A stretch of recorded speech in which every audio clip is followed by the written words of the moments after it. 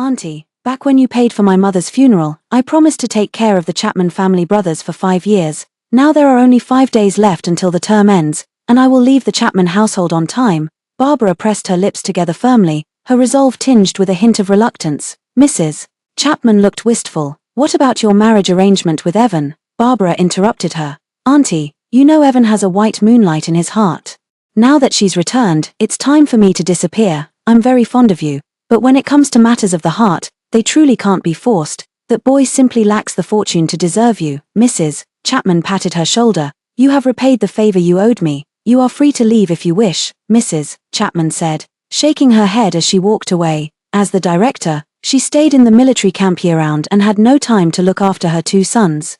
It was always Barbara who took meticulous care of the Chapman brothers. They treated her well, but ever since Callista returned, Barbara had become an object of disdain. Today, Callista was hit and injured while out, and had to be hospitalized. The 2 brothers insisted it was Barbara who drove her out. No matter how much she explained, it was useless. Barbara rushed to the hospital. The moment she pushed open the ward door, Clay slapped her, sending her crashing into the wall. Clay was furious, looking at her as if she were an unforgivable sinner. Barbara, you despicable villain, how dare you take advantage of my brother and me being away to drive Callista out of the house, causing her to get hit by a car and injured. Barbara swallowed the metallic taste of blood in her throat and looked at Evan sitting by the bed, saying, I didn't drive her away, she left on her own. The frail Callista on the hospital bed weakly protested.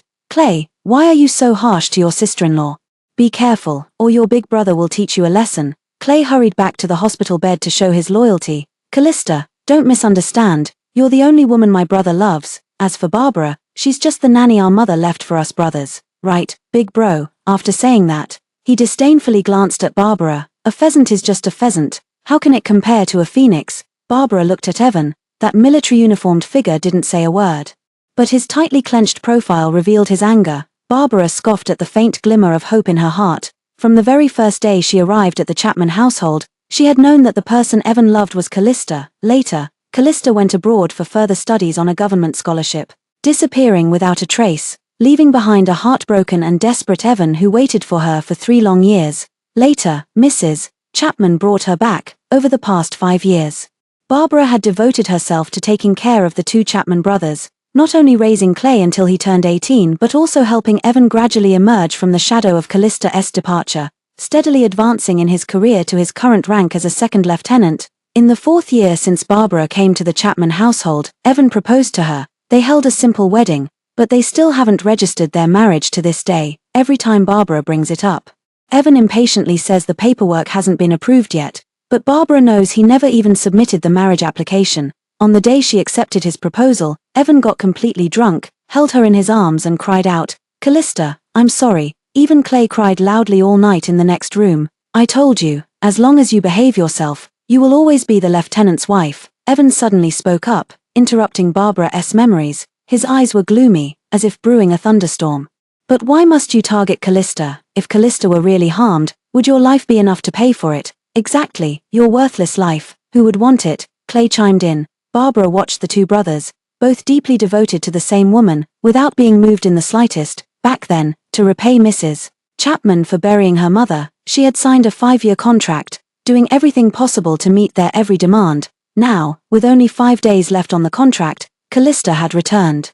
She should also know better than to refuse their last request and leave on her own. Evan saw Barbara remain unmoved, and for some reason, he felt a wave of irritation. Go home and clean up the master bedroom. Callista will stay at our place after she's discharged from the hospital until she recovers. Clay's tone was even more domineering. You won't disagree, will you? Don't think that just because we had a wedding banquet, you're the lady of the Chapman family. Don't forget.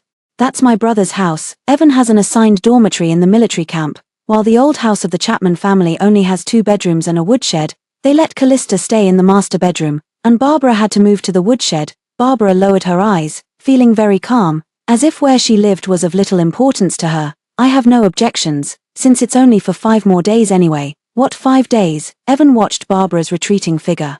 Feeling an inexplicable emptiness in his heart, he shouted a warning. Don't try any tricks to bully Callista, or I'll withdraw the marriage application. Seeing Barbara's figure pause for a moment, he let out a scornful laugh. Barbara was madly in love with him, and now that she was about to get her wish and register their marriage, how could she possibly let go and leave?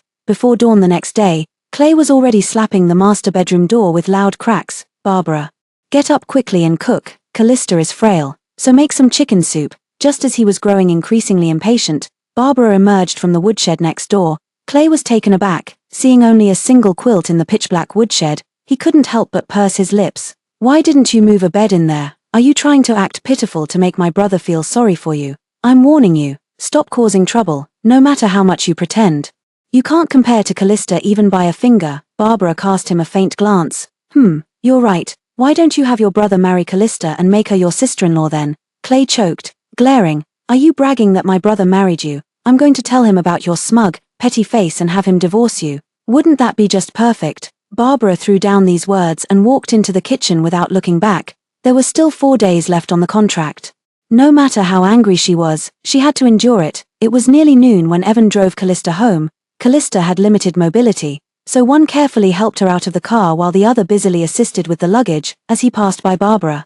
Evan paused and asked, "Is the meal ready?" Barbara hadn't even opened her mouth when Clay immediately said, "It's ready. All of it is what Callista's sister loves to eat. We also stewed hen soup to nourish her body." Evan showed a satisfied expression, and Callista also leaned against his chest with a blissful look. Appearing just like a sweet young couple, at the dinner table, the two brothers were very attentive in serving food to Callista. "Callista, this shrimp meat is very fresh. Let me help you peel the shell. Callista, you're not in good health, eat more meat." Barbara Clara quietly ate her meal when suddenly a piece of carrot was placed in her bowl. Callista looked at her with a grateful expression. "Barbara, thank you for cooking for me. I'll be troubling you to take care of me from now on." Barbara frowned. "What do you mean?" Evan cleared his throat lightly. "Callista has limited mobility. Please take good care of her during this time. Just help with cooking and changing her dressings. It's nothing too demanding." Barbara looked at Evan. "Am I a nanny?" Clay slammed the dining table. "What do you mean? Are you so unwilling to take care of a patient? If it weren't for my mother bringing you home back then, who knows which old bachelor you'd be married to by now?" "Clay," Evan called out coldly. Clay reluctantly shut his mouth. Evan turned to look at me. "I'm not discussing this with you. I'm informing you, understand?" Accustomed to giving orders in the military, his first reaction to Barbara's questioning was sheer annoyance. Callista looked at the Chapman brothers both standing on her side and couldn't help but secretly rejoice. "All right, don't make things difficult for Barbara anymore. I can take care of myself." Evan quickly comforted her. "It's fine. She has experience in taking care of people. You don't need to feel embarrassed. Barbara, go scoop a bowl of soup for Callista." Barbara twitched the corner of her mouth, turned around, and went into the kitchen to bring out a bowl of soup. The chicken soup had been simmering on the stove, and it was still steaming when it was brought to Callista. "Thank you, Barbara." Callista reached out to take it.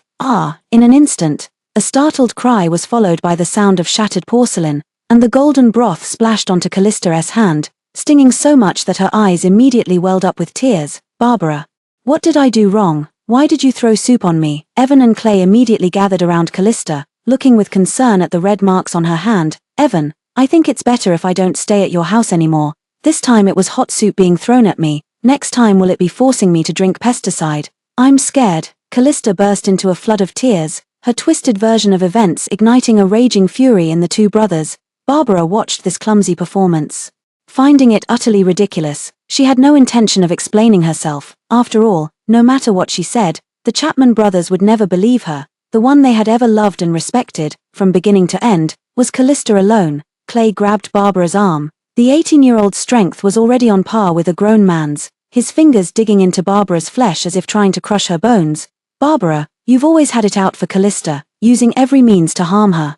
I'm sending you to the police station, you vicious woman." Evan looked coldly at Barbara. "I never thought you'd stoop so low out of jealousy. I was wrong about you. Get on your knees and apologize to Callista right now, or even I won't be able to protect you." After saying this, Evan yanked her to the ground. "Why should I apologize for something I didn't do?" Barbara endured the excruciating pain in her legs, stubbornly lifting her head to meet his gaze. "You." Clay was absolutely furious.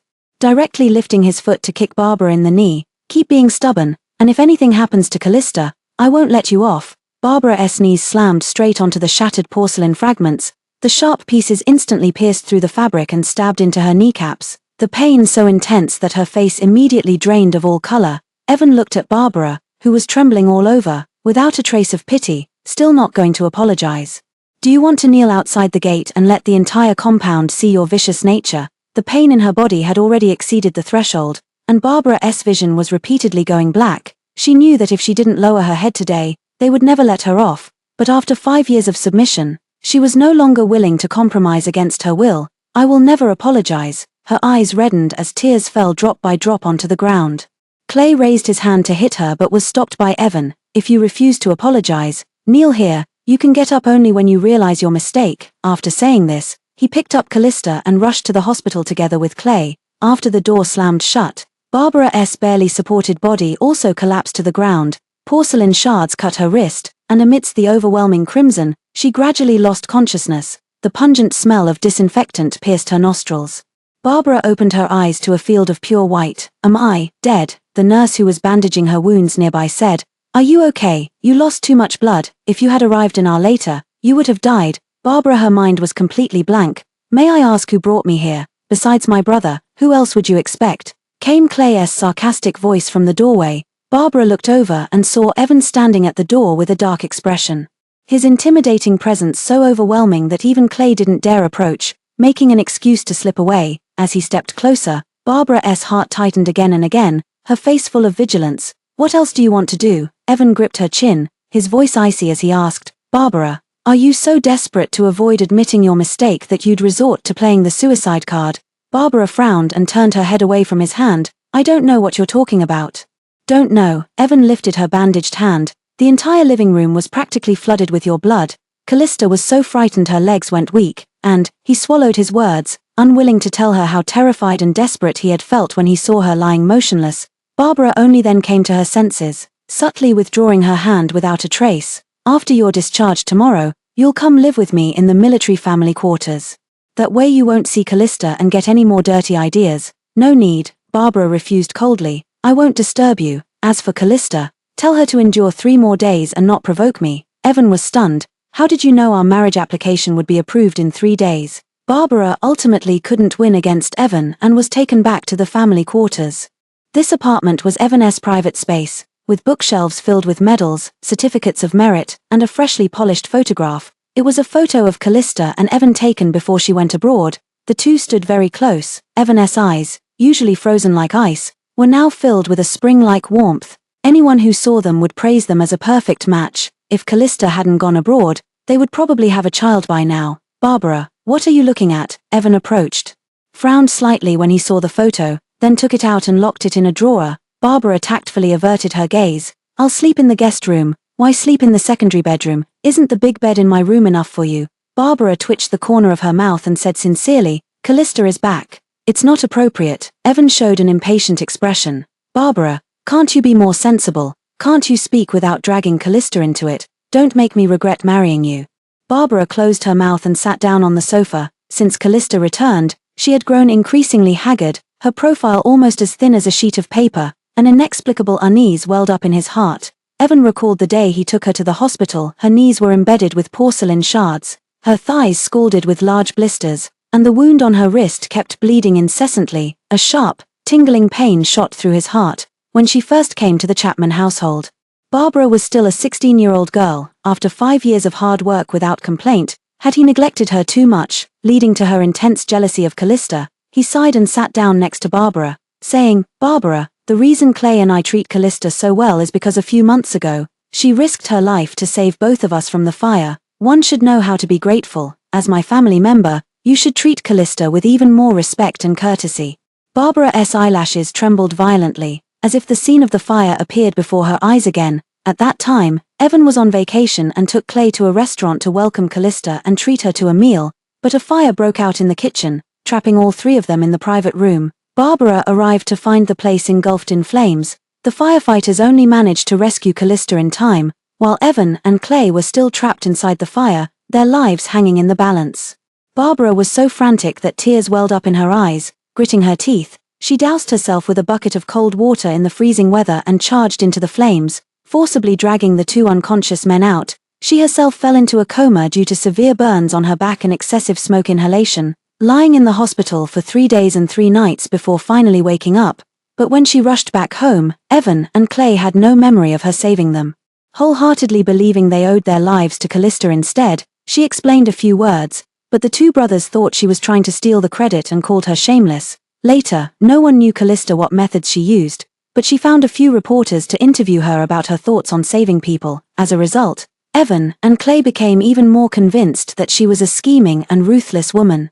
It was from that moment on that she fully realized that no matter how much she did for them, it would never be remembered, nor would they have any affection for her. In that case, why should she go out of her way to invite humiliation? After all, she had only saved them because of the contract. Barbara twitched the corner of her mouth and said calmly, "Okay." Her obedience surprised Evan a little. His heart softened, and he held Barbara's hand, saying, "Barbara, once the marriage certificate is ready in 2 days, let's go take a wedding photo. Didn't you used to love wedding dresses? I'll take you to pick out a dress when the time comes." Barbara, looking at his rare intimate gesture, she felt nothing but discomfort. You make the arrangements, let him do whatever he wanted. In 2 days, she definitely wouldn't show up at the photo studio. Neither of them noticed that outside the family quarters, Callista's figure flashed by.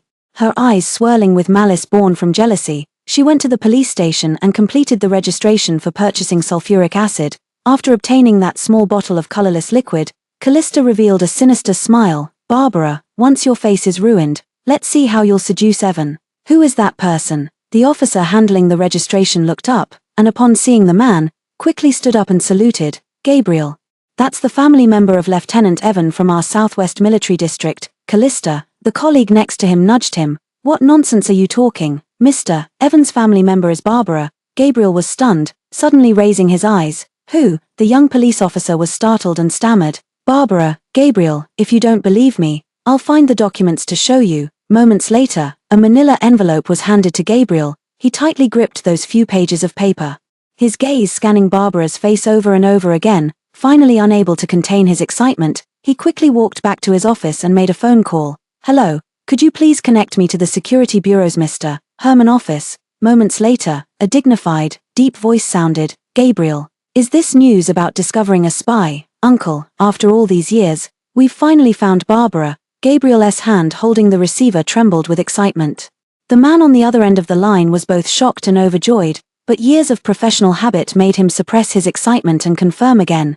"Gabriel, are you sure it's my daughter Barbara?" Gabriel gazed deeply at the photo on the document. "I'm certain. I'll never forget her face for the rest of my life." "Great. Heaven rewards the diligent." Jeffrey's voice grew impassioned. "That year, Herman's village was hit by a once-in-a-century flood that swept away my wife and daughter. I've searched desperately for 10 years, and finally, there's a result. Gabriel, I'll come join you right away. Let's go pick up my Barbara and bring her home together." The next day, Evan was on leave and took Barbara home. As soon as they entered, they were met with a messy living room and trash scattered all over the floor. Clay didn't wake up until the sun was high in the sky. When he saw Barbara, he ordered her rudely, "You're finally back. Hurry up and clean this place, it's filthy." Barbara had intended this to be the last time she'd fulfill her obligation. She turned to get the broom, but Evan stopped her. "Clean up the mess you made yourself." Clay looked at his brother in disbelief. Seeing that he wasn't joking, Clay could only pick up the broom resentfully. "It's not like I'm the one who dirted it myself." Barbara heard it but didn't take it seriously, telling Evan she was going upstairs to get something. That day when tidying the bedroom, she had only moved out the commonly used items, while the most important thing was still hidden in the safe under the bed. But when she opened the combination lock, she saw that the jade ring originally stored inside had vanished without a trace. Barbara was startled and hurriedly searched through the bedroom, afraid that she might have placed it somewhere else. "Barbara, are you looking for this?" An affected voice came from outside the door. Barbara turned around and saw Callista leaning against the doorframe, her right hand held upright, a jade ring of rich green hue adorning her fair finger. Her heart tightened sharply. "Callista, that's mine, is that so? This ring doesn't have your name on it. How can you prove it's yours?" Callista stroked the surface of the ring. "What I found is mine." Barbara's voice trembled slightly with urgency. "Callista, you can have anything you want, but this must be returned to me." Callista's eyes flashed as she slowly approached. "I want you to give Evan to me." "Fine." Barbara stared intently at the emerald ring and agreed without hesitation. "I want you to move out of the Chapman house and never appear in Evan's presence for the rest of your life. I agree to all your conditions. Can you give me back the ring now?" Callista took off the emerald ring, holding it between her fingers and extending it toward her. "All right, just joking. Here's your ring back." Barbara was about to reach out when a green shadow swiftly swept past her fingertips like a meteor and crashed to the ground, instantly covering the ring's surface with cracks. Her expression went blank for a moment. Then anger surged through her entire body. Barbara raised her hand and slapped Callista hard across the face. Callista fell to the ground, turning her head in shock to glare at her. "You bitch, how dare you hit me?" Barbara remained expressionless, crouched down, grabbed her by the neck, and slapped her again. Her strength was immense. Callista immediately spat out a mouthful of blood and began crying out in fear. Evan rushed forward. Seeing that Barbara was about to land a third slap, he swiftly delivered a kick to her chest, sending her crashing against the wall. "Callista, are you okay, Callista?" Her face swollen on both sides and blood continuously trickling from the corner of her mouth, said through tears and sobs, "Evan, I was just joking with Barbara. She failed to catch the ring herself and, in her shame and anger, blamed it on me. What would I do if my face got ruined?" Clay's chest heaved with rage. He first rushed over and viciously kicked Barbara twice, then picked up the cracked ring. "You hit Callista over this piece of junk, you vicious woman. Oh, I get it. Was it given to you by one of your lovers?" Evan's expression changed. He took the ring and quickly walked over to Barbara. "Who gave this to you? Speak." Barbara, her heart was throbbing with sharp pain from that kick, and now that he was questioning her, she felt nothing but disgust and nausea. She swallowed the blood in her mouth and forced a careless smile. "You're not worthy of knowing her name. You bitch. You really did have another man behind my brother's back. I'll kill you."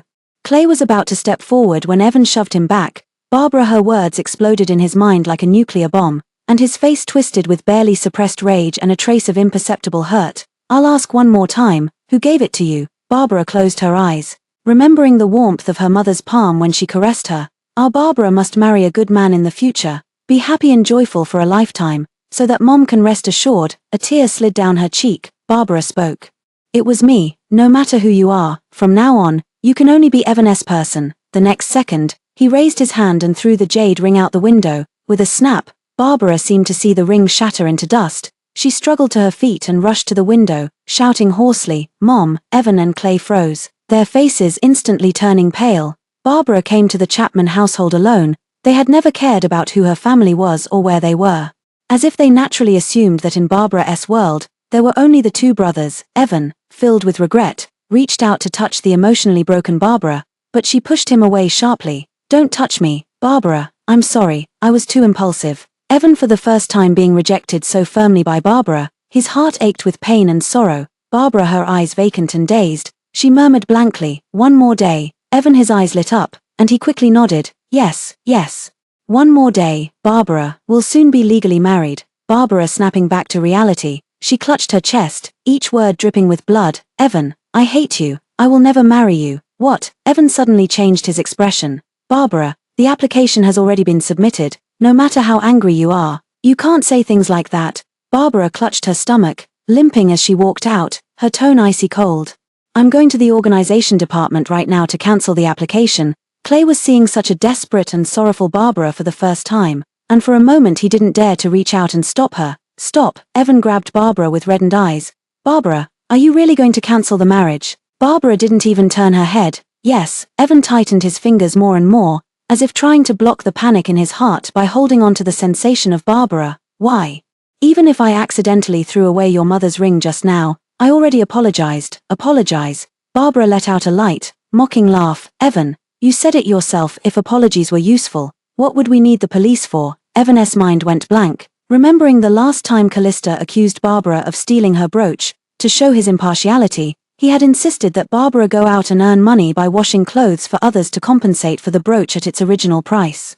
In the bitter cold of deep winter, Barbara's hands soaked in ice-cold water from morning till night, the chilblains swelling larger than radishes. Unable to bear it any longer, she pleaded, saying she was willing to admit her mistake and apologize, but he only gave her a cold glance and said, "If apologies were useful, what would we need the police for?" Now, this boomerang has struck right at the heart of him, unerringly. Evan then realized that words could also pierce the heart, causing one to bleed incessantly. "No, I absolutely won't let you leave." The fear of losing Barbara overwhelmed Evan, and he immediately locked her in the bedroom. Barbara forcefully twisted the doorknob several times and then slammed her hand against the door. "Evan, let me out." "Barbara, rest well.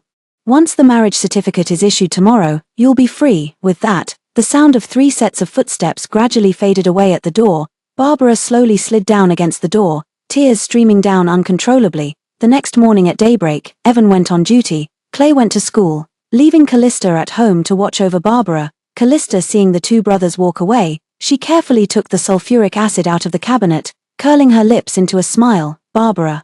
Your good days are over. Barbara was awakened by the sound of the lock being opened. Yesterday, Evan and Clay had kicked her without holding back. Waking up, she felt as if her internal organs had shifted from the pain, and coupled with not having eaten all night, she was so weak she could barely see clearly. Barbara. Evan asked me to take good care of you. Callista slowly sat by the bed, her cold fingers brushing Barbara's hair behind her ear. I've got something good here. It can cure all diseases. Would you like to try it? She handed over the sulfuric acid, her words full of temptation. Drink this, and once you're healed, you can escape Evan. Barbara opened her bewildered eyes and reached out to take it. Southwest Military Region. Evan was training new recruits when a sudden, inexplicable panic struck him, nearly making him lose his footing. Lieutenant, what's wrong? The guard immediately stepped forward to support him. Evan shook his head and was about to continue speaking, but waves of intensifying palpitations made it impossible for him to work. He hastily handed over the training tasks to the battalion commander and drove home himself. At that moment, Clay was also rushing home without stopping, and the two met at the intersection. Brother, how come you're back? Evan didn't stop walking. I was worried, so I came back to check on Barbara, just as they were about to enter the courtyard. They saw a man in a suit approaching from another alley. Excuse me, does Barbara live here? Evan looked him over. Who are you? What do you want with her? Gabriel smiled slightly. You must be Mr. Evan. Nice to meet you. I'm Gabriel, Barbara's fiancé. Evan looked up sharply, his eyes sharp as blades. Gabriel, watch your words. Barbara is my wife. Our marriage application was approved today. Gabriel smiled without warmth. Mr. Evan, don't be so absolute. It hasn't been approved yet. Has it? Evan was angered by his flippant tone, his voice low and hoarse. What do you mean? I don't care who you are. I won't let Barbara go with you. Barbara is an adult. She gets to make her own decisions. Clay also looked furious. She won't leave, after all these years of dedicating herself to our family. How could she possibly bear to go? You said it yourself, your family. Gabriel's expression turned cold. Since you never considered Barbara as family. What's wrong with me taking her away? Clay step by step approached Gabriel, the fury in his eyes seeming to devour him. With just one word from us, she can't leave. She listens to me and our eldest brother the most. Are you saying that because of this contract, Barbara has to be completely obedient to you? Gabriel coldly threw a document at the two brothers. What agreement? Evan and Clay quickly scanned through all the contents of the contract. When they saw the end date and Barbara's signature, their minds exploded. The contract stipulated that for these 5 years, the Chapman brothers had any demands, Barbara had to find ways to fulfill them. She had to take care of their daily lives down to the smallest detail and, more importantly, ensure the safety of both their lives. So for these 5 years, Barbara's unconditional love for them was fake. Evan recalled the countdown Barbara had been mentioning these past few days. And his heart ached as if being twisted. It turned out Barbara had never loved him, so when the time came, she couldn't wait to leave. If he hadn't locked the door yesterday, by the time he got off work today, Barbara would probably have disappeared without a trace. Thinking of this, he clutched the agreement and rushed to Barbara to demand an explanation. Suddenly, the second-floor window was pushed open, and a familiar figure fell like a broken butterfly. Barbara. Evan and Clay widened their eyes and were about to rush over, but Gabriel was faster, instantly holding Barbara securely in his arms. Barbara struggled to open her eyes, tightly clutching Gabriel's collar. Please, take me away. Gabriel took a deep breath. All right, Barbara, I'll take you away. Evan spread his arms to block him. Gabriel, where are you taking my lieutenant's wife? His face darkened as he attempted to block the man's path. Gabriel didn't even glance at him. Continuing to stride forward, Evan grew anxious. Who are you? What right do you have to take Barbara away? What if I want to take my daughter away? Will you still try to stop me? A dignified and steady voice came from ahead. Evan looked up sharply, his eyes stung by the medals adorning the man's chest. He recognized this man, Jeffrey, the director of the National Security Bureau. Mr. Evan, thank you for taking care of my daughter all these years. I'm taking her home now. Evan said through gritted teeth. Mr. Herman, Barbara and I are already married. Jeffrey turned his head slightly, and a guard handed him a marriage application. The 3 large characters not approved were deeply imprinted in his eyes, making him unable to hold back his tears. No, don't take my Barbara away. Gabriel had just placed her in the car when a pale hand stopped him. Barbara took a deep breath, sat up, and looked at Evan and Clay. Mr. Evan, the 5-year term has ended. From now on, I owe nothing to the Chapman family. After saying this, Barbara resolutely closed the car door. From now on, the sky is high and the sea is wide. She would never see these 2 people again. Big brother, Barbara has already left. Let's go back. After the car drove away, Evan had been standing at the intersection for a full 3 hours, like a motionless statue. He couldn't help but recall the first time he saw Barbara, a tall and slender 16-year-old girl with a youthful, delicate beauty on her face. She was very diligent, always getting up before dawn to prepare breakfast for them. After Evan went to the military base, she would take a flashlight and accompany Clay to school. When he drank too much with his army comrades and vomited all over himself, Barbara didn't show the slightest disgust. While tucking him in, she softly said, "Evan, could you please stop drinking?" That whisper stirred up a hurricane in his heart. Evan for the first time felt his heart tremble for Barbara. Later when he proposed to her, she agreed without a second thought, not even minding that he delayed taking her to get the marriage certificate, willingly staying with the Chapman family without a proper status. He thought Barbara was madly in love with him and would never leave him. Evan remained expressionless, but his fingers gripping the marriage application were so tight they turned white. Clay couldn't hold back any longer and blurted out, "Brother, anyway, she was just a free maid staying in our house. If she's gone, then she's gone. The reason she was so good to us was only because you're a lieutenant in the military district. Now that she has a father with a higher position, she must be using her family background to climb the social ladder, in my opinion. You're a better match for Callista's sister anyway. It's just right that she left to make room for Callista's sister." Clay, Evan looked at him with unprecedented fierceness for the first time. "Barbara is your one and only sister-in-law." Clay was startled and said dazedly, "But she's already gone." Evan looked gloomy as he turned and went back into the house. Callista was eating an orange and watching TV in the living room. When she saw the two brothers, she immediately broke into a smile. "Evan, Clay, you're finally back." Evan glanced at her and frowned. "Callista, I remember only you and Barbara were home today. Why did Barbara jump from the second floor? Did you?" "Evan, how could you accuse me like that?" Callista's eyes were red, tears welling up in them. "I had cooked today and wanted to bring the meal up to Barbara, but as soon as she saw the door open, she desperately tried to run out. I was afraid you'd be heartbroken if she left.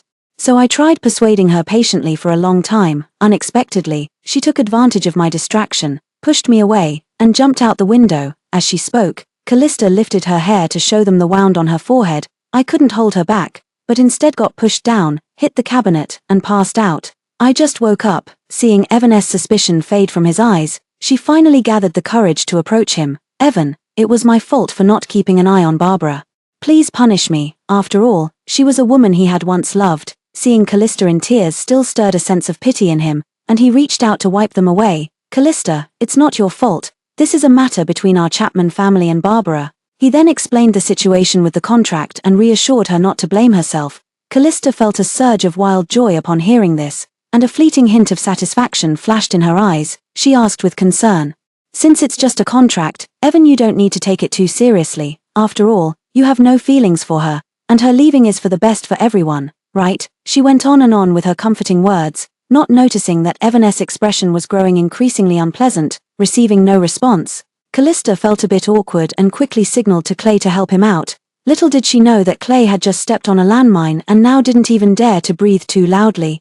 "Who said I have no feelings for her?" Callista, her smile instantly froze on her face. Evan lowering his head, he looked at the marriage application where he had painstakingly written mutual affection, hereby marrying, and felt unbearable pain. During those 3 years without Callista's news, he had never felt this miserable. He clenched his fists tightly. "I will bring her back. Evan, will only marry Barbara in this lifetime." Callista's face instantly turned deathly pale. The next morning, Clay woke up groggily, pushed open the door and shouted, "Barbara, where's breakfast? I'm going to be late. Why didn't you wake me up?" Only after speaking did he remember what happened yesterday, and couldn't help but glance toward the master bedroom. Evan was already standing at the door in his military uniform, his expression gloomy. "Evan, Clay, come down for breakfast." A gentle voice called from the first floor. The two brothers' eyes lit up, and they quickly ran downstairs, only to find the smiling Callista standing by the dining table. A wave of heavy disappointment washed over their faces, and Callista, upon seeing this, nearly gritted her teeth in frustration. "Evan, Clay, I made egg kanji. Come and have breakfast." Evan and Clay looked at the porridge on the table and simultaneously remembered the tables full of steamed buns, dumplings, and pancakes when Barbara was around. Callista eagerly set the table for the two. "Evan, this is my first time cooking. You should try it quickly." Evan immediately noticed the obvious green scallion pieces in the porridge and frowned. "I don't eat scallions. Did you forget?" Callista was taken aback and stammered, Sorry Evan, I'll make you another bowl." "Forget it, I'll go eat at the cafeteria. I'm heading out first." Evan had lost his appetite and walked straight out of the house. Clay was afraid Callista would feel uncomfortable, so he quickly took a big gulp, unexpectedly. The next moment he spat it all out with a retch. Callista jumped 3 meters away, afraid it would splash on her. "Clay, what's wrong with you?" Clay clutched his throat with a pained expression. "A huge piece of eggshell just stabbed my throat." Finally stepping out of the house, Clay unconsciously let out a long sigh of relief. He couldn't help but think of Barbara. If only she were here. A wave of intense regret struck his heart, draining all color from his entire being. Military canteen, Mr. Evan. Morning. Why are you eating at the canteen? Did your wife slack off and not make you breakfast today? The dumplings your wife brought last time were absolutely delicious. Lieutenant, how about having your wife join us to prepare the New Year's dinner this year, you greedy devil? Last time your wife came to deliver food because she was worried about Mr. Evan being sick, but you all ended up eating everything, and now you still want her to come cook for you.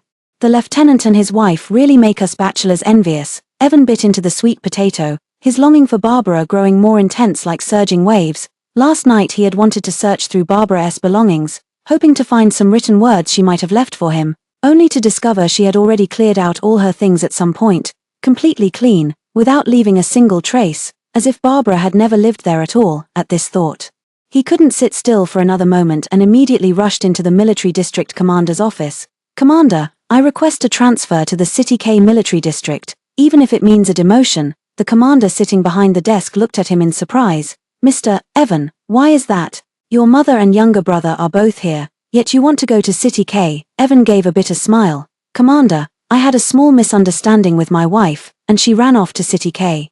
The commander was even more puzzled. "Wasn't your marriage application rejected, Evan? If the higher-ups didn't approve, it must be because they considered that girl unsuitable for you. There are plenty of good girls in our cultural troupe if you want to get married. You can consider them." Evan shook his head firmly. "Commander, I've decided she's the one for me in this lifetime. Please grant your approval." After a long silence, the commander sighed and took out a telegram. "Evan, it's not that I don't want to help you, but the higher-ups have issued an order. You are not to be transferred out of the Southwest Military Region for the next 5 years." These words struck like a bolt from the blue, bending Evan's upright spine. "Barbara, do you really not want to see him that much?" In the evening, Callista came to pick up Evan and immediately spotted the dejected man. She hurried over to him. "Evan, did work not go well?" Evan hadn't even had time to speak when he heard one of his subordinate soldiers passing by shout loudly, "Good afternoon, Lieutenant, good afternoon."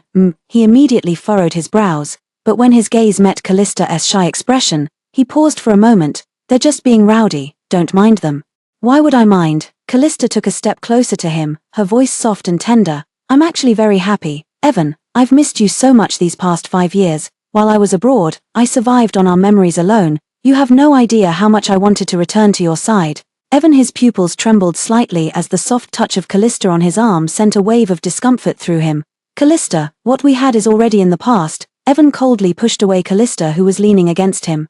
"Lately, military tasks have been busy, and Clay needs to focus on studying for the college entrance exams. If you have something to discuss, just call my office directly." Callista turned pale at his words. It was clear he meant she shouldn't appear before him unless necessary. How could he? How dare he? "Evan, what do you mean? Have you forgotten your solemn vows to me? Have you forgotten how I rescued you and Clay from the fire? Barbara can't compare to me at all.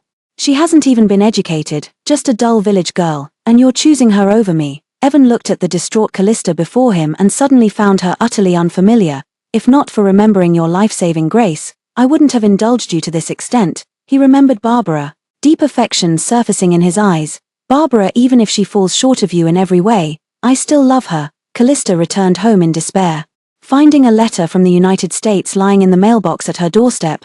The moment she opened it, she screamed and threw the photo in her hand to the ground. "My child, don't harm my child." The photo shows a 3-year-old child covered in bruises and wounds, with a terrified gaze that seems to be pleading for help from his mother thousands of miles away. Callista clutched the photo to her chest, her heart aching as she whispered through tears, "Wait for mommy to bring you home."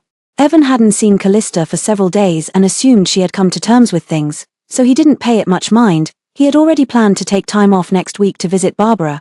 After buying a train ticket to City K, he began preparing gifts. In the past 5 years, he had been too busy to ever think of giving Barbara a gift, but now he intended to make up for it all, imagining Barbara's happy expression when she saw the gift. He couldn't help but curl the corners of his mouth into a smile, but as soon as he stepped out of the shop, He clearly overheard people around him whispering about him. Is he the one from the newspaper? The officer who abandoned his devoted girlfriend and fell for a high-ranking official? He looks decent enough. But how can his heart be so wicked? Evan was about to step forward and ask for an explanation when he was abruptly stopped by Clay, who came running in a hurry. Brother, it's bad.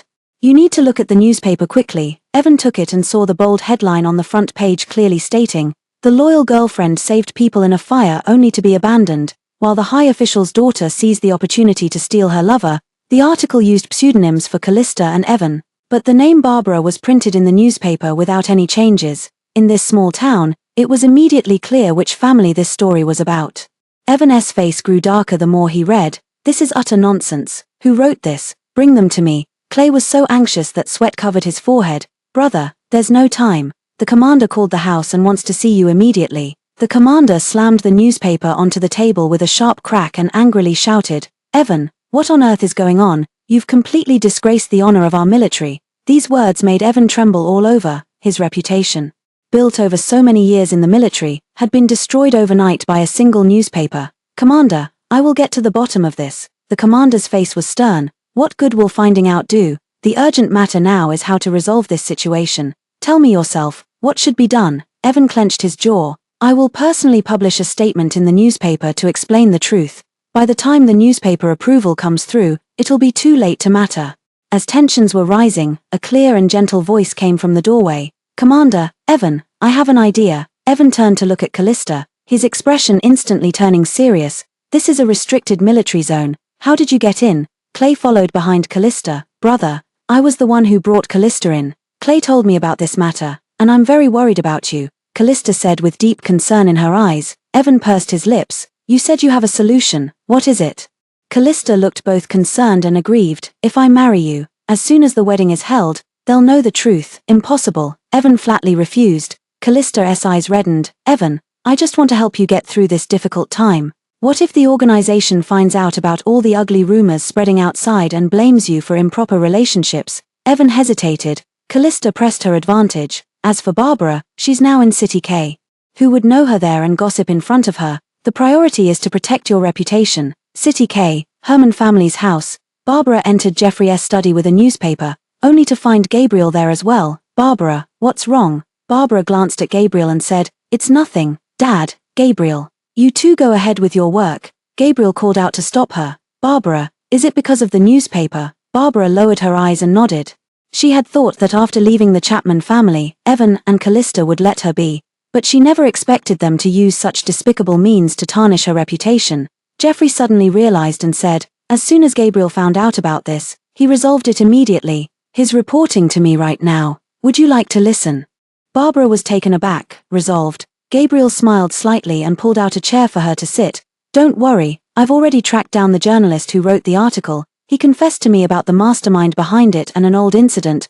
Barbara looked at him curiously, only to see his beautiful eyes filled with heartache. "Back then, you risked entering the fire to save the Chapman brothers, but Callista stole the credit." Barbara widened her eyes in disbelief. "All of this was orchestrated by Callista, wasn't it?" Gabriel nodded and said with pity, "You've suffered all these years." She hadn't cried when she was slandered and insulted, nor when she was beaten and abused. Yet for some reason, Gabriel's gentle words made her eyes redden. She spoke with such grievance for the first time, but none of them believed me. Jeffrey and Gabriel felt heartbroken and quickly comforted her, saying, "Don't be afraid, Barbara, from now on. With your dad and your brother Gabriel here, we will never let you suffer any grievances again." "That's right, that Callista. I've already had her arrested and brought to justice." The police chief, having received orders from his superiors, immediately dispatched officers, and 2 police cars drove into the Southwest Military District compound. In the commander's office, Callista was still waiting for Evan's answer. Just as Evan nodded in agreement, a crisp knock was heard at the door. The police officers filed in and walked up to Callista. "Callista, you are suspected of using the press for defamation and spreading rumors. Please come with us to the police station to cooperate with the investigation." These words struck like a thunderbolt, causing Callista to go weak in the knees. Nearly collapsing to the ground, her face instantly changed color, yet she still feigned composure. However, her words came out flustered and panicked, and she could only offer a feeble explanation. "I didn't. How could I possibly slander anyone? I didn't write the report. What does it have to do with me? I'm the victim." Evan was somewhat bewildered, but instinctively defended Callista. Comrade, could there be some misunderstanding here? Clay was utterly shocked. Exactly. How could Callista do something like that? The officer said, Mr. Evan, we know you have a close relationship with Callista, but please don't let personal feelings interfere with official duties. Evan frowned, showing displeasure. Comrade, what kind of attitude is that? Am I not even allowed to raise reasonable questions? Mr. Evan, if you don't believe it, listen to the testimony yourself. With that, 2 police officers escorted a thin, frail man inside. Evan exclaimed in surprise, calling out his name. Reporter Chen Ming, a mere junior reporter, had never seen such a scene before. He immediately dropped to his knees with a thud. Mr. Evan, I'll confess everything. Please don't execute me. The reports were all written at Callista's request. She gave me $5 and told me to do everything I could to slander you and Barbara, so she could find an opportunity to marry you, and that previous story about rescuing people from the fire. She also asked me to write that fake news. Every word from the reporter struck Evan like a thunderbolt, darkening his vision. He lunged forward, grabbing Chen Ming by the collar, his handsome face contorted.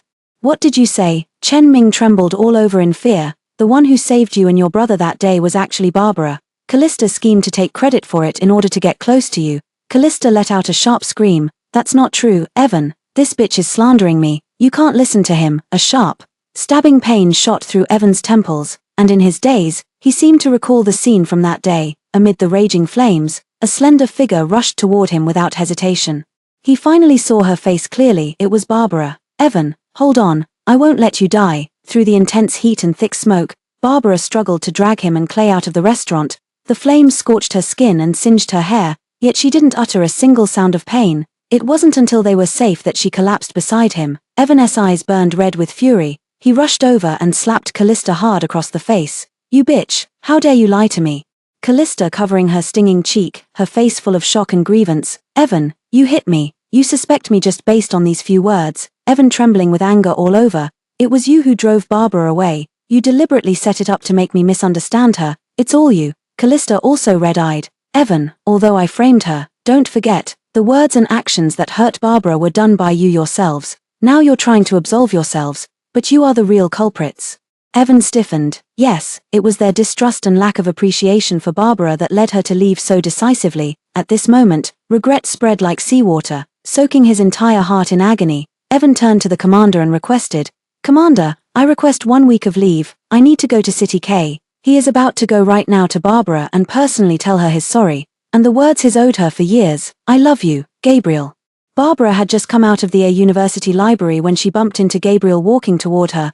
Gabriel said somewhat helplessly, Barbara, just call me by my name. Barbara looked at this childhood playmate who was once her closest companion, the boy next door from her memories, who used to lead her in chasing cats, teasing dogs, and stealing bird eggs, had grown into a tall and handsome man without her realizing it. Yet, because she had wasted 5 years, the distance between them had grown wider. That wouldn't be appropriate. Barbara suppressed the inexplicable sense of inferiority in her heart and whispered. Gabriel didn't force her. Instead, he took the books from her hands and said, Let me walk you home. The two walked quietly through the snow, and as they passed by 2 small snowmen, Barbara couldn't help but stop in her tracks. It doesn't snow in the southwest region, so it had been a long time since she had last built a snowman. Want to play? Gabriel asked. Barbara was taken aback and instinctively shook her head. For the past 5 years, she had always been busy. The Chapman household had many matters to attend to both inside and out, and over time, she had forgotten how to have fun. But even so, Evan and Clay would only find her dull. Thinking she knew nothing beyond household chores, Gabriel took her hand. It's all right, if later Mr. Herman asks, I'll take the blame for you, don't be afraid. Barbara felt the warmth from his palm, and it made her heart grow warm as well. Like 7 or 8-year-old children, they pulled the buttons off their coats to use as eyes, laughing heartily at the comical snowman. When they got home, Jeffrey had already eaten. Seeing their disheveled state, he asked, Were you too robbed? Barbara and Gabriel exchanged a glance, smiling as they said, Dad, Gabriel and I went to build a snowman. Jeffrey poured them hot tea to warm up. You, kid, don't even know how to take Barbara to do something more elegant. Do you two still think you're bare-bottomed little kids? Why don't you mention how you sprained your waist having a snowball fight with the soldiers last year, you little rascal? Gabriel knew when to stop and looked at Barbara. How about I take you to see a movie tomorrow? Barbara's eyes lit up as she nodded gently. Okay. Gabriel left after having dinner at Herman's house. Barbara saw him out, Goodbye, Gabriel brother, it's see you tomorrow. Gabriel raised his eyebrows slightly and waved at her. Sweet dreams, Barbara. The small interaction between the two was witnessed by Jeffrey, who quickly asked after Barbara closed the door, Barbara, what do you think of Gabriel? Barbara was a bit embarrassed. Dad, he's quite nice. Jeffrey held her hand and sighed. All these years, he never gave up looking for you. Whenever female comrades in the army asked about him, he always said he already had someone in his heart. I can tell that Gabriel truly cares for you. Barbara felt a tremor in her heart. Gabriel was such a good man, how could she have ever forgotten him? The next day, Barbara packed up early and waited for him at the door. The snowstorm had ceased, and the winter sun shone upon the earth, making one's mood exceptionally bright and clear. Barbara looked up. Gabriel wasn't wearing his military uniform today. A white shirt paired with a black overcoat made him appear even more refined and elegant. You look really beautiful today. Gabriel gazed at her deeply. Barbara showed a faint smile. This is my first time watching a movie, so I thought I should dress a bit more formally. Then I'm benefiting from the movie's influence. Barbara blushed, her gaze softening. Before she could speak again, a deep voice interrupted. Barbara, I finally found you. Evan strode over briskly, his eyes showing admiration as he looked at Barbara. Barbara, it's only been a few days, but you've changed a lot. Barbara indifferently avoided his outstretched hand and did not respond. Evan was stung by her cold attitude. Barbara, I've come to take you home. Gabriel pulled her behind him, his expression cold. Mr. Evan, are you not in your right mind? This is Barbara's real home. Evan looked at their joined hands, his fists clenching with jealousy. Gabriel, men and women should not touch when giving or receiving things. Let go of Barbara, Mr. Evan. It's a new era now. Don't use your old-fashioned thinking to restrict Barbara's normal social interactions. Gabriel stood his ground, his tone firm. Barbara patted Gabriel's hand and stepped out from behind him. Evan was overjoyed to see Barbara. Barbara, I knew you couldn't bear to part with me. I've already learned about Callista's malicious actions. Don't worry, I'll help you get even. Barbara found his high-sounding words utterly ridiculous. At this point, he's pushing all the blame onto Callista, clearly not realizing his own mistakes. Evan, I made myself very clear that day what we had ended long ago. I have nothing more to do with you. Please don't disturb my life anymore. Barbara's firm stance on drawing boundaries made it hard for Evan to accept. Barbara, I know I was wrong. Can't you give me a chance to make things right? I will always be good to you from now on, if you're willing. I'll submit the marriage application immediately. I promise to love and trust you forever. Barbara sneered coldly. Evan, I don't care for any of what you're saying. You can take it all to Callista. Evan instantly lost all color from his face. Barbara, why? You weren't like this before. Barbara silently watched him. Yes, she wasn't like this before. Before, she would only listen to Evan's commands, revolving around him all day, trying to please him, endlessly tolerating his temper and indifference. Yet, her groveling efforts only earned her vicious insults and broken ribs from being kicked. Now, she's only showing a fraction of what she once endured, and he can't even handle that. It's truly utterly disgusting. Barbara, I brought you a gift. See if you like it. If not, I'll take you to buy something else. Evan nervously took out several gift boxes. This is that dress you wanted, the roses you once tried to grow but failed, and the chestnut cakes you often buy at home. Barbara looked utterly disappointed. Evan, this dress reminds me of the first and only time you took me shopping. I wanted it. But you spent all the money you had to buy Callista an expensive cheongsam instead. I grew roses because you like them, but the reason you like roses is because Callista likes them. Finally, Evan, it's been 5 years, and you still don't know I'm allergic to chestnuts. Evan looked bewildered. You're allergic to chestnuts? You never told me. Barbara interrupted him. I did, on the day you proposed to me. A full box of pastries fell to the ground. Barbara sighed and said, what a pity. You could have taken it back for Clay to eat. With just one sentence, Evan's heart felt as if it were being sliced to pieces. Barbara was allergic to chestnuts, yet she often bought chestnut cakes because her younger brother liked them. I'm sorry, Evan said hoarsely. Barbara stopped talking, took Gabriel's hand, and brushed past him, all the way to the cinema. Barbara's mood remained low. Gabriel led her to their seats before she finally reacted and asked, what movie are we watching? A foreign crime-solving film. It's about a forensic examiner, forensic pathologist. Barbara was somewhat curious, immediately putting Evan out of her mind as she focused on watching the movie. The professional and impressive image of the female forensic pathologist in the movie left a deep impression on her, and she was still thinking about it even after leaving the cinema. What's wrong? Have you taken a liking to the profession of forensic pathology? Gabriel asked her with amusement. Barbara nodded with bright eyes. I think this job is very special and meaningful. I wish I could become a forensic pathologist. Barbara, You're so smart, I'm sure you can do it, but I didn't even finish high school. I'm worried I'm not qualified to study forensic medicine. Gabriel patted her head and said, Don't worry, I'm here for you. Barbara hadn't even processed what was happening before Gabriel brought her to the City K police station, an old forensic examiner. Seeing her exceptionally steady hands as she threaded needles and made incisions, repeatedly praised her and immediately wanted to take Barbara as his final disciple. Barbara looked at Gabriel in surprise. The old forensic examiner keenly looked over. What's wrong, young lady, are you unwilling? I'm willing, Barbara immediately said. Teacher, although I don't understand anything yet, I will work hard to learn from you. Then starting tomorrow, come and join us for on-the-job training. After walking out of the police station, Barbara still felt as if in a dream. Is this real? Am I still in a movie? Gabriel found her innocence endearing and gently tapped her nose. Pinch yourself and see if you're dreaming. Barbara indeed gave herself a hard pinch, then said with teary eyes. It's real, Gabriel chuckled. Don't worry, Mr. Herman and Mr. Wilson have been good friends for many years. Feel at ease learning from him, and come find me anytime you encounter difficulties. Barbara looked at his steady and reliable eyes, feeling a sweet flutter in her heart. Thank you, Gabriel. I said when we were kids that I would take care of you for a lifetime, and this heart of mine has never changed. Gabriel looked at her and said seriously, when they were children.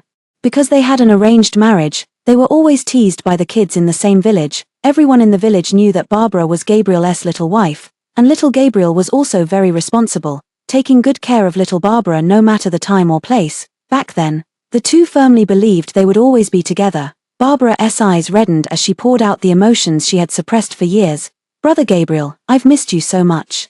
Gabriel held her tightly in his arms. Barbara, me too, let's never be apart again. Okay. The clear sun set, and clusters of sunset glow emerged, a rare beautiful scene, yet it couldn't reach into the prison. Clay brought food and clothes to Callista, and looking at the haggard woman before him, he couldn't help but ask, why did you do this? Callista curled her lips into a smile. Who told Barbara to take my place? She deserved it.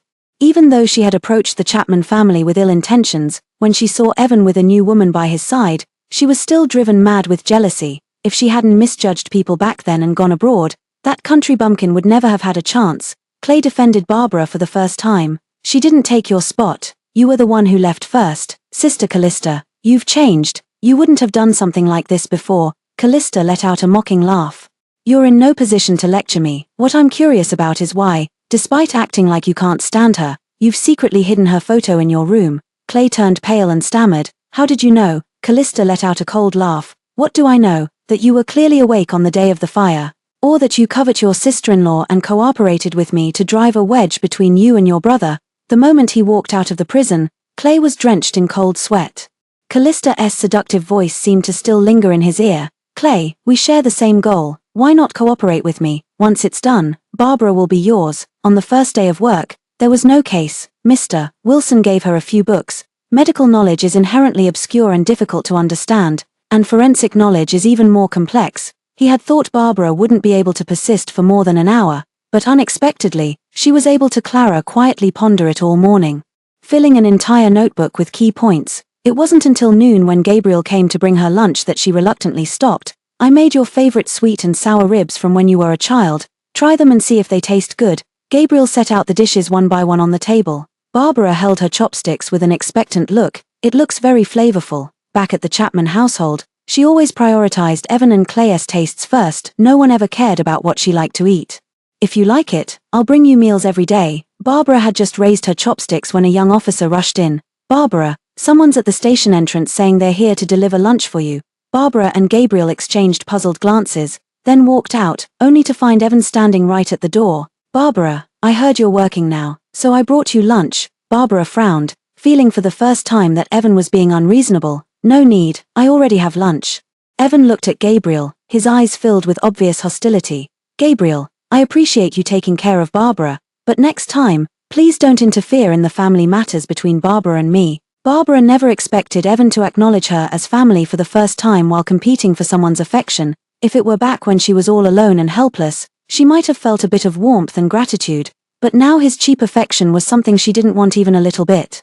Evan, what's between us is nothing more than a piece of paper agreement, Evan hurriedly interrupted. I already know the whole truth. But Barbara, haven't these 5 years of living together been real? I can feel all your kindness and consideration towards me. I don't believe you have no feelings for me at all. Barbara looked at the tall man before her and said calmly, "I admit I had expectations of you before." Evan felt a surge of excitement. "I knew it, Barbara. I've already cut ties with Callista. I won't let her appear before you again, nor will I allow her to stir up trouble in our home. Come home with me, Barbara. I'll give you a grand wedding and declare you as my one and only love." Barbara curled her lips, her eyes filled with sarcasm. "You've misunderstood. I never loved you. That little bit of hope was completely worn away after you chose Callista time and time again. You are nothing but an insignificant stranger to me now." Evan's eyes were filled with pleading and hurt. "Barbara, don't say things in anger. I've long since lost feelings for Callista. It's you I love. Clay knows he was wrong too. He wants to apologize to you in person. We both miss you so much. Do you miss me, or do you miss my meticulous care and efforts to please? What you lack isn't me, but an obedient servant and a watchdog." A chilling wind swept through Evan's heart, making it hard for him to breathe. "That's not true." Barbara, her eyes grew calm. "Evan, I'm very grateful that Mrs. Chapman once extended a helping hand to me. Now that I've repaid the favor, I have my own life to live, and I want to pursue my dreams. Barbara, I'm not hindering you from pursuing your ideals. After we reconcile, you can still live this kind of life. Family and dreams can coexist." Barbara stepped back from his advancing footsteps. "The Chapman family has been a cage that clipped my wings, and I've endured it for 5 years. Let's part on good terms. Evan, don't make me hate you." Evan was shattered by the myriad sword strikes. Unable to meet Barbara's cold gaze any longer, he turned and left, utterly dejected. Gabriel snorted coldly. "You didn't cherish what you had when you had it, and now you regret it only after losing it. What's the use?" Barbara rarely saw this childish side of him and found it somewhat amusing. Gabriel took her hand. "I would never treat you the way he did. I believe you." Through Barbara's diligent studying, in just under half a year she was already able to assist Mr. Wilson with autopsies, when the police department was short-staffed. She would even accompany them to crime scenes. Meanwhile, Callista was finally released. Staggering back home, she immediately went to the mailbox to retrieve the long-accumulated letters. The most recent one was a black-and-white obituary notice. Her son Jimmy had been executed due to her prolonged loss of contact. The little boy in the photo lay in a pool of blood with vacant eyes, still clutching the toy car that Callista had bought for him until his last breath. "Ah," Callista wailed in agony, tears streaming down her face. Why did she have to live such a miserable life? Why did Evan abandon her? And how could Barbara receive everyone's love? It's all their fault for causing her child's death. Callista stumbled to her feet and took out that bottle of sulfuric acid from the cabinet. "I want all of you to be buried with my son." Clay came home from school and, as soon as he pushed the door open, he smelled the strong scent of alcohol. Ever since Evan returned from City K, his spirit seemed to have completely collapsed, and he spent his days drinking and consumed with anxiety. Clay, looking at the messy room and the liquor bottles scattered all over the floor, he couldn't take it anymore and rushed into the master bedroom. "Bro, how long are you going to keep this up?" Evan lifted his head with bleary eyes. "How could she have never loved me? How could she be so heartless and just leave like that?" Clay froze for a moment.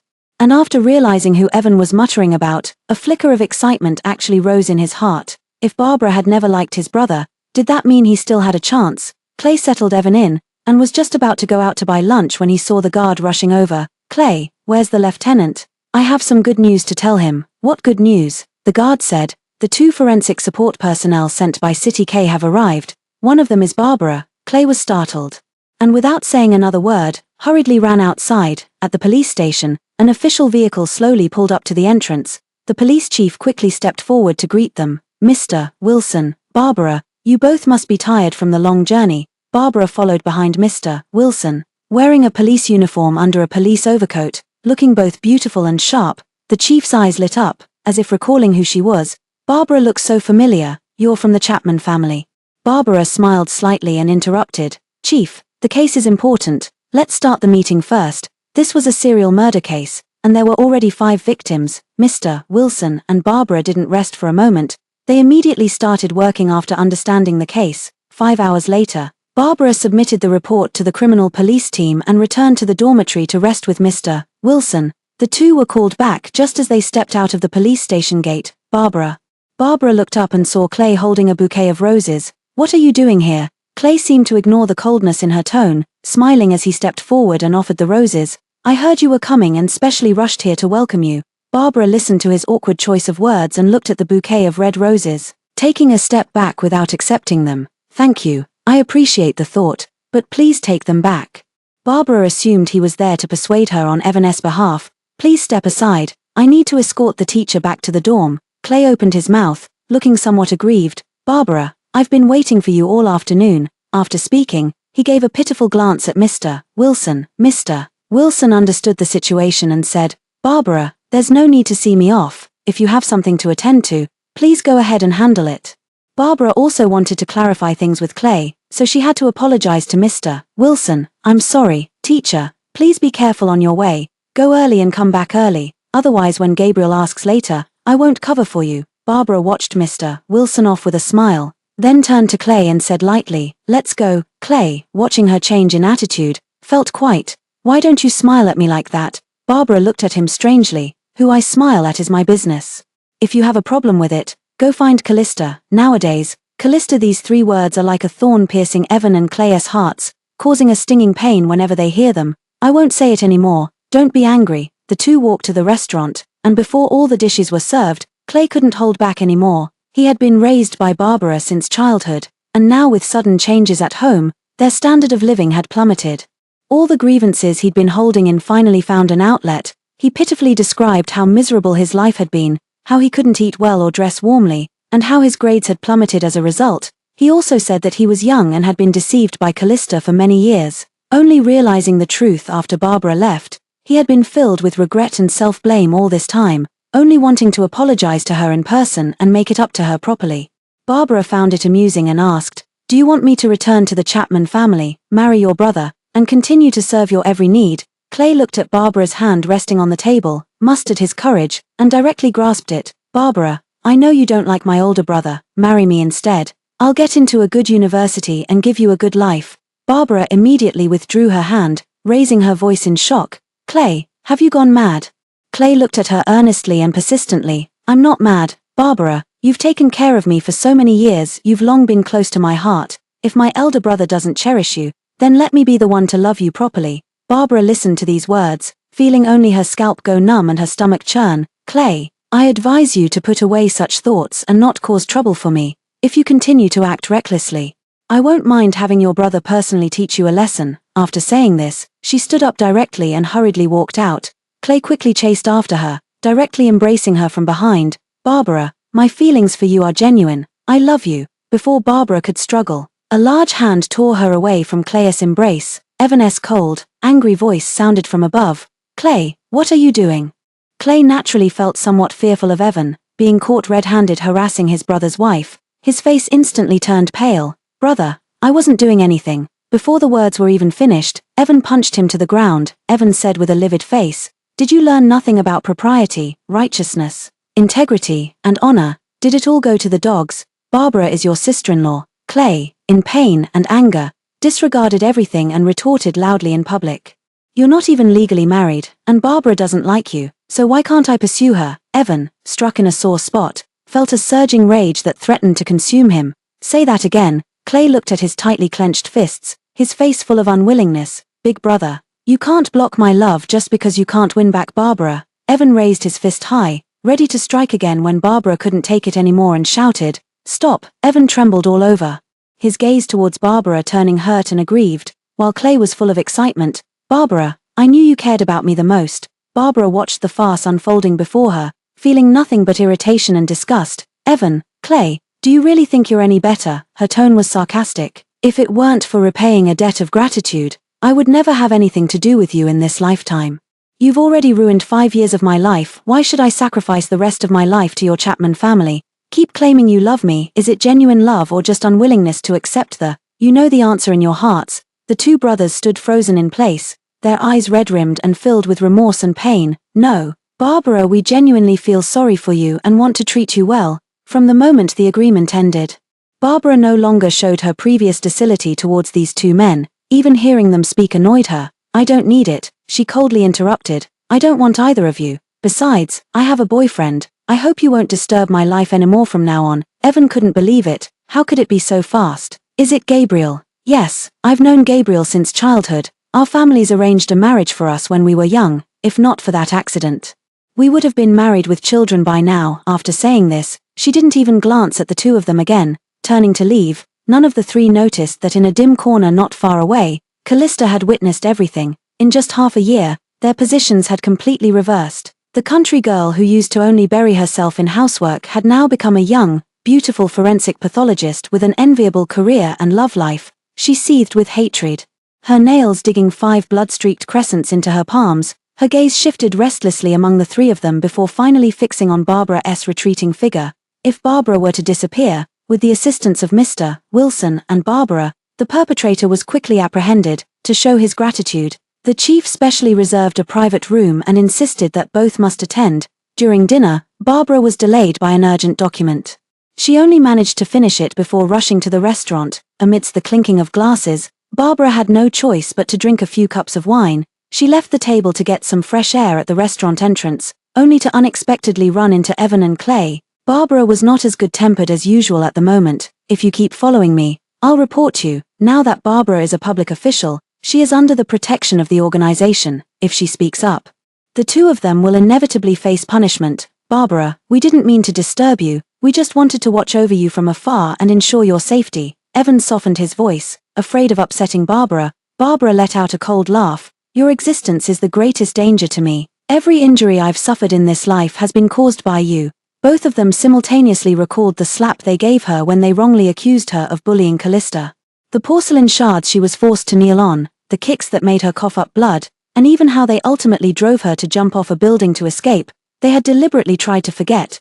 But now Barbara ruthlessly tore away the veil covering those memories.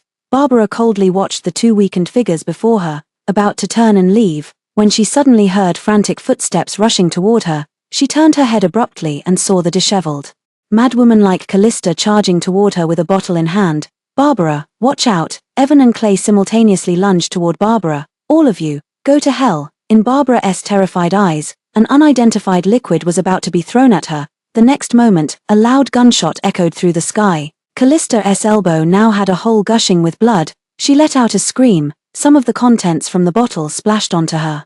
The intense pain immediately made her convulse and collapse to the ground, letting out a desperate and agonizing roar. "It hurts so much. Evan, save me." In the private room, Mr. Wilson and his colleagues from the police station all rushed out. Seeing her condition, they immediately shouted, "It's sulfuric acid. Get her to the hospital quickly. Any later and she'll be gone." Barbara was so frightened that her whole body turned cold. And she didn't snap out of it until Gabriel quickly walked over and held her in his arms. "Brother Gabriel, she wanted to kill me." Gabriel also felt a wave of fear. If he hadn't arrived in time, the consequences would have been unimaginable. Suppressing his restless emotions, he softly comforted Barbara. "Don't be afraid. As long as I'm here, no one can harm you." Barbara sought security in his warm embrace. "Thank goodness you came." Evan and Clay exchanged a glance. Seeing both trepidation and bitter disappointment in each other's eyes, Callista was targeting Barbara because of them. Though they claimed they would protect her, they were less useful than Gabriel, who had come from afar. Evan understood in his heart that they no longer had the right to stand by Barbara's side. He took one last look at the embracing couple, tugged at Clay's hand, and said, "Let's go." Clay, however, kept staring at Gabriel, a trace of unwillingness still lingering in his heart. He had only lost to Gabriel because he didn't have a weapon. If he had a gun too, the one embracing Barbara would be him. Callista had her life saved through emergency treatment, but her face was destroyed by contact with sulfuric acid. Unable to accept her appearance, she screamed and raged every day in the hospital room. "It's not my fault. Why does fate have to be so unfair to me? My child was so young when they killed him. I want the whole world to pay for my son's death." Barbara and Gabriel stood at the door of the hospital room, listening to the incoherent words in confusion.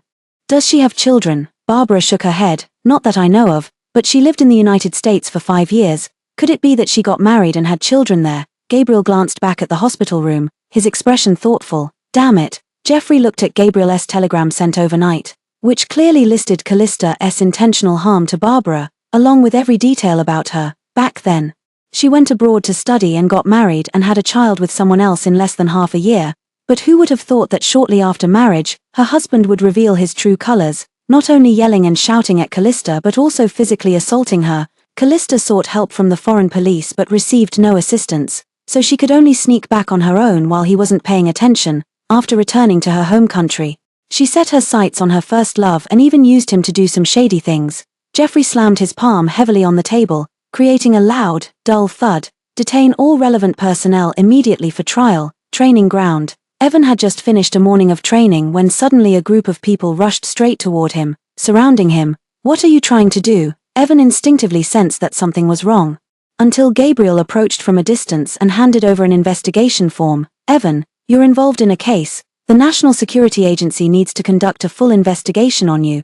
Please cooperate." Evan immediately changed his expression. "Gabriel, this is slander. Whether it's slander or not, the State Security Bureau will find out through investigation." The commander's voice came from behind. Evan snapped back to reality and looked at the driver, anxiously saying, "Commander, you know my character, how could I possibly do such a thing?" The commander looked at him with disappointment. "I've long advised you to handle your relationships with women properly, but you never listened. You've brought this upon yourself. Cooperate honestly with the investigation to minimize the damage as soon as possible." Evan, his mind was in chaos, and he was too stunned to respond. Gabriel raised his hand and signaled, "Take him away." Barbara remained silent for a long time after hearing this. "Mrs. Chapman, does she know about this?" Gabriel shook his head. "Mrs. Chapman is away on a mission and won't be back for a month." Evan knew Callista's past, and his whole spirit was drained. He didn't eat or drink for 2 days. Barbara, when she came to bring him food, she found him sitting on the bed with a look of profound sorrow and desolation in his eyes. "Barbara, how did you get here?" Evan's eyes lit up with a glimmer of hope the moment he saw her. Barbara laid out the dishes: spicy chicken, mapo tofu, and pork rib corn soup, all his favorite foods. Evan nearly brought to tears by the familiar aroma. "Essentially, you were deceived by others, and you'll be released before long." Barbara comforted. Evan understood in his heart, but he also knew that his life was essentially ruined. Barbara looked at him and couldn't help but encourage, "Evan, even if you can't stay here, you still have other options. Only when a person dies is there truly nothing left." Evan could no longer hold back, hot tears streaming from his eyes. The salty, bitter drops fell into his rice bowl, but he didn't pause for even a moment, shoveling large mouthfuls of rice into his mouth. "Thank you, Barbara." The case not only affected Evan, but also impacted Clay. Yet because of this, he failed to pass the political background check. Clay. When Clay heard the news, he nearly broke down completely and almost jumped into the river. It was only because his teacher stopped him in time that a tragedy was avoided. He walked home soaked to the bone, countless pairs of eyes curiously scrutinizing him along the way. Those gazes felt like fire, burning away the facade he had been desperately holding onto. His steps grew increasingly hurried, and only after he slammed the door shut and locked it behind him did he helplessly crouch on the floor and burst into tears. "Clay, why are you crying so sadly?" In his dazed state, he seemed to hear a familiar, gentle voice. Barbara carried over steaming hot dishes and called out to him with a smile, "Stop crying. Didn't your brother say that real men shed blood, not tears? Wipe your face quickly and come eat." Barbara reached out her hand to him. He stared blankly, trying to grasp it, but clutched at empty air. Coming back to his senses, the house was dark and cold. There was no food, and no Barbara. Clay scrambled back to his room and dug out that photo, staring obsessively and infatuatedly at the face in it. "As long as I bring Barbara home, everything will go back to normal. Our family will definitely be together forever." Gabriel returned from work to Herman's house, and as soon as he entered, he was greeted by the warm, enticing aroma. In the kitchen, Barbara was busy cooking. He walked over and quietly embraced her from behind. "What delicious food are you making? You're back." Barbara turned her head and pressed her cheek against his. "You and Dad have been so busy lately, so I made some chicken soup to nourish you, and the steamed ribs you wanted to eat yesterday." Gabriel felt the chill of early spring completely melt away with those words, a warm current spreading from his heart. "How wonderful it would be to marry you." Barbara paused for a moment, then a blush appeared on her cheeks. Smooth talker. Gabriel looked at her with eyes full of affection. "Barbara, let's get married properly." A week later, everyone in the National Security Agency knew that Mr. Herman's family had a joyous occasion. His own daughter and the promising young talent he had his eye on were finally united as lovers, which made the usually stern Jeffrey unable to hide his joy at the office, inviting everyone he met to the engagement party. Meanwhile, the two involved were constantly teased by their colleagues. On one occasion, when Gabriel went to the police station on official business, he was surrounded even before stepping through the door. "Hey, isn't this the groom-to-be, here to pick up your bride? Quick, call Barbara out. Tell her her sweetheart is here for a date. When is the wedding? Everyone is waiting to have your wedding candies." As she spoke, Barbara was also ushered out and stood together with Gabriel in the center of the crowd, a perfect match between a talented man and a beautiful woman. Kiss.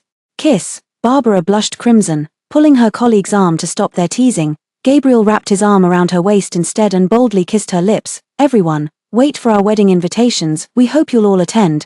Barbara couldn't help but laugh, her eyes filled with tender affection as she gazed at him. This sweet scene was completely witnessed by Clay, who had just arrived in City K covered in travel dust.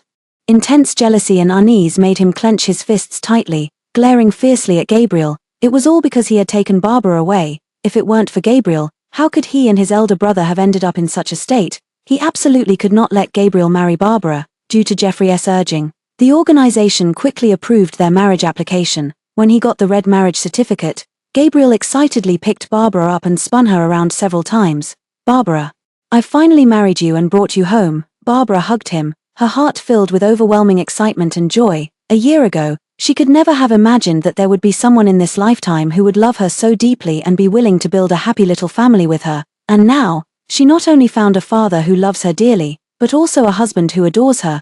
Gabriel took out an exquisite small box from his pocket and knelt down on one knee. Gabriel smiled and said, "Barbara, in the movies, they say that if you want to marry the girl you love, you have to propose first." He opened the small box, revealing a ring that sparkled with a dazzling light. The design on it was a small moon, corresponding to Barbara's name. In other countries, diamonds represent eternal love. "Barbara, I hope to love you for a lifetime and grow old with you. Will you marry me?" Barbara's tears welled up in her eyes as she choked out, "I do." Gabriel helped her put on the ring. "Silly girl, why are you crying? You should be happy." Barbara smiled through her tears. The couple's wedding is scheduled for early next month. Gabriel used all his savings to book the venue and buy the wedding dress, while a continuous stream of betrothal gifts flowed through the gates of the Herman family home. The day before the wedding, Gabriel drove Barbara to the cemetery. Gabriel's parents and Barbara's mother had all been relocated and buried there, and the couple came specifically to share their joyful news with their elders. Gabriel poured ceremonial wine on the ground. "Mom, Dad, it's fortunate that you had such foresight to arrange for me such a wonderful wife in Barbara. I am eternally grateful." Barbara listened to his words and gently stroked her mother's photo. Those loving eyes with a smile fell upon Barbara. "Mom, I'm about to marry the man of my dreams. You'd be happy for me up in heaven, wouldn't you?" In a daze, she seemed to truly see Mother Fang looking at them with deep emotion, urging them to live well together and soon have a chubby grandson. It wasn't until evening that the two of them emerged from the cemetery. Gabriel drove, telling Barbara to get some sleep first, and that he'd wake her when they got home. Barbara shook her head. "I'm not tired, I'll keep you company. It feels like a dream." Barbara leaned over and kissed his cheek. "How about now, still feel like a dream?" Gabriel curled his eyes and was about to speak when a small car suddenly rushed out from the side road. In the fleeting flash of light, Barbara clearly saw Clay's ferocious face. Bang! Barbara hadn't even reacted yet when she was tightly shielded in Gabriel's embrace. As the car was hit and flipped sideways for several meters, "Call the police quickly. So much blood. Saving lives is the priority. Quickly pull everyone out of the car." Dizzy and disoriented, Barbara was carried out by a kind-hearted person, but Gabriel, who had taken the impact for her, lay motionless in the car. The wound on his head was bleeding profusely, a horrifying sight. Barbara struggled to crawl over. "Gabriel, no, please wake up." But no matter how many times she called his name, he showed no response. Overwhelmed by immense despair and sorrow, Barbara reached out desperately to grab Gabriel, pleading, "Don't leave me, Gabriel." Just a few movements had already drained all her strength, and Barbara fainted right beside Gabriel. The perpetrator of the malicious car accident, Clay, didn't survive long enough for the doctors to arrive and passed away. His body lay in the morgue for 10 days before being claimed by Evan, who had just been released from prison. That day in City K, a drizzling rain fell as he walked into Gabriel's hospital room. Gazing at the slender figure, he asked, "Barbara, are you okay?" Under Gabriel's protection, Barbara only suffered minor injuries, but Gabriel himself was rushed into the operating room 5 times in just 10 days due to multiple kidney ruptures and massive bleeding. Critical condition notices were handed to Barbara one after another. She lifted her head, her eyes devoid of hatred or sorrow, as if only an empty shell sat before Evan. "I don't want to see you." Now, the one responsible for Gabriel's coma was dead, yet she couldn't help but transfer her anger.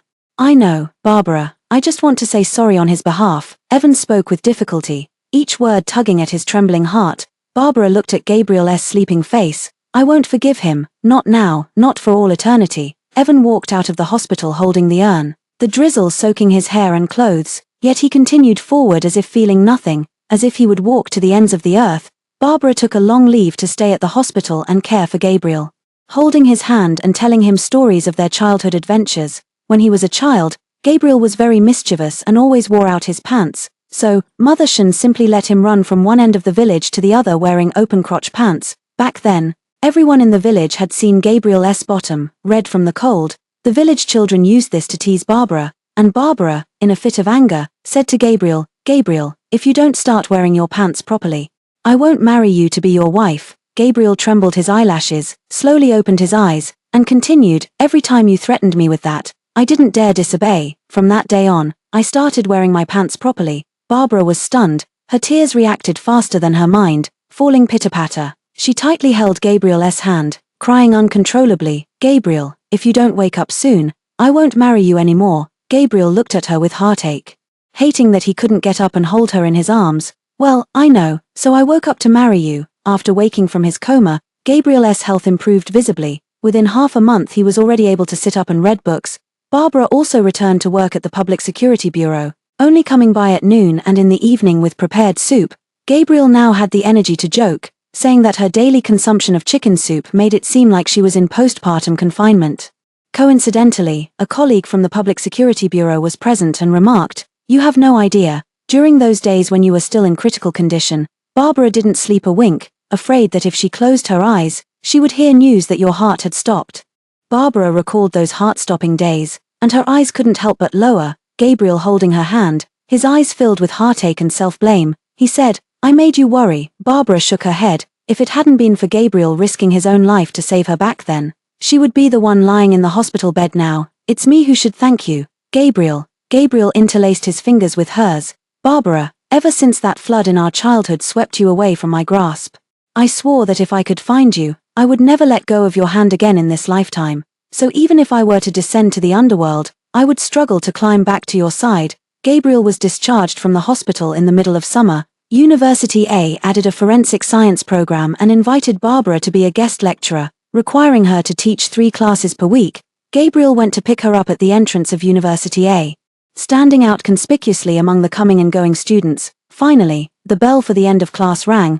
Barbara was surrounded by students as she walked out, the gentle sunlight falling on her, so dazzling it was hard to look away. Barbara was talking to a student, but when she heard Gabriel call her, she instinctively smiled. "Gabriel, you're here." Both of them had exceptionally good looks, and the students found the sight quite pleasing to the eye. "Barbara, when are you and Gabriel getting married?" Barbara blinked, unsure how to respond. Their original wedding had to be cancelled due to an unexpected incident. Now, half a year had passed, and they still didn't know whether to hold it again. Gabriel chuckled softly and magically produced several packs of wedding candies and invitations. "Look, what are these?" The students clamored excitedly. "Barbara, Gabriel, we'll definitely come to send our blessings." Barbara's face showed no less surprise than the students. "What's going on?" Gabriel raised an eyebrow. "Of course we're holding our wedding. When did you secretly prepare all this? You kept it so well hidden." Barbara tapped his chest, pretending to interrogate him. "Confess and you'll be lenient. Resist and you'll be punished severely." Gabriel cooperatively raised both hands. "All right, Barbara, I surrender." It turned out that even before Gabriel was discharged from the hospital, he had already started preparing for the wedding. He felt sorry for Barbara running between the hospital and the police station, so he didn't deliberately tell her, wanting to give her a surprise. After a long time, Barbara finally put on that pure white wedding dress. Gabriel gave her the grandest wedding and the most magnificent ceremony. That day, as the wedding procession traveled down the road, crowds of onlookers lined both sides, amid the shower of wedding candies. Barbara heard countless heartfelt wishes of happy marriage and "may you have a son soon." When the wedding car stopped at the entrance of the hotel, Barbara stepped onto the carpet in her red high heels, and Jeffrey stepped forward to escort her for the final stretch of the journey. Meanwhile, Gabriel stood waiting for her arrival. Bathed in the spotlight of everyone's attention, Jeffrey placed Barbara's hand into Gabriel's and said, "Gabriel, you are the junior I'm most proud of. My daughter has suffered a lot, and now I entrust her to you. You must treat her well, love her, and never mistreat her." Barbara wanted to smile, but tears uncontrollably streamed down her cheeks. "Dad, don't worry, I've been preparing for a very, very long time to become Barbara's husband," Gabriel said earnestly. Amid everyone's blessings, Barbara and Gabriel drank the ceremonial wedding wine. "Barbara, I love you." Barbara looked back into his eyes. "I love you too, Gabriel." 5 years later. "Mom, get up quickly. Dad made your favorite pumpkin pancakes." The bedroom door was pushed open, and a chubby little figure rushed to Barbara's bedside. Barbara, unable to stand the noise any longer, sat up and pulled her into her arms, but the moment she saw those eyes, almost identical to Gabriel's, all her anger melted away. She kissed her daughter on the cheek. "Clara, good morning." Clara giggled and kissed her back. "Good morning, Mommy."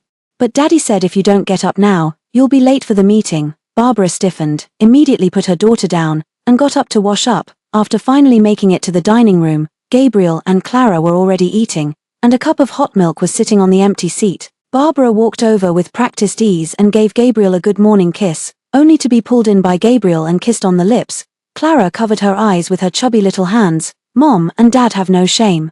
"I'm going to tell Grandpa." Barbara pinched her cheek. "Such a little know-it-all. Hurry up and eat your breakfast so Mom and Dad can take you to kindergarten. I want to go to school." Ever since Mr. Wilson retired, Barbara has become the backbone of the forensic department at the City K Public Security Bureau. Whenever there's an external support mission, she's the first one assigned. Now, there's another case in Southwest City. Barbara, no matter how reluctant she is to set foot there, must prioritize her work, but she never expected that the victim in this case would be an old acquaintance of hers.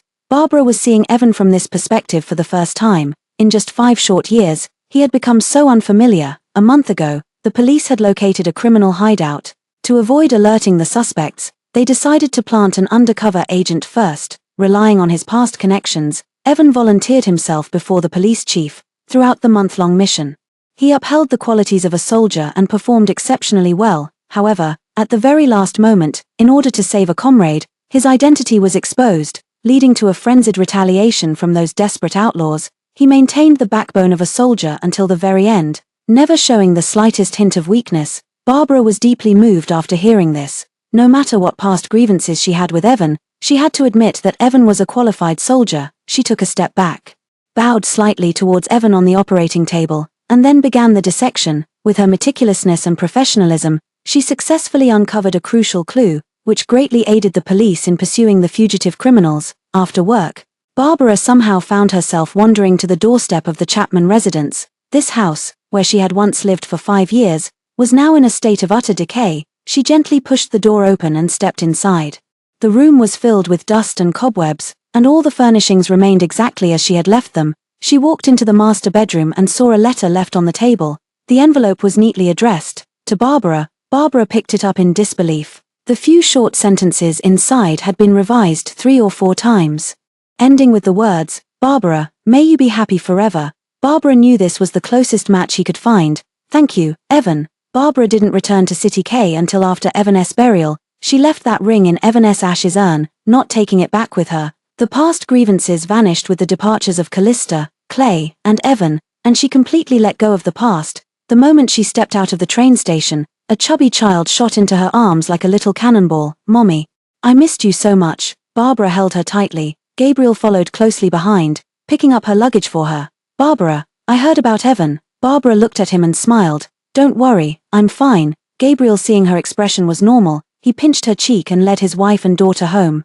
Another spring has arrived. Barbara held Gabriel's hand with one hand and Clara's with the other. Feeling that time was leisurely and life was peaceful, she thought tomorrow would be a fine day too.